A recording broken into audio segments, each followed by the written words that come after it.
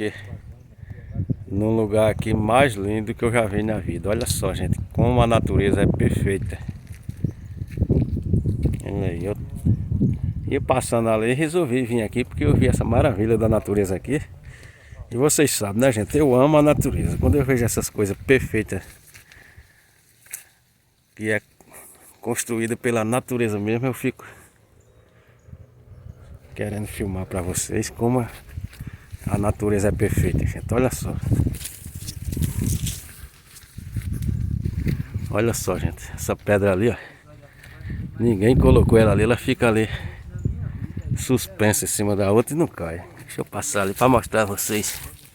Como é que faz medo é uma cobra aqui nesses cariri. Uma cascavel, viu? Olha só, gente. Que coisa maravilhosa, olha.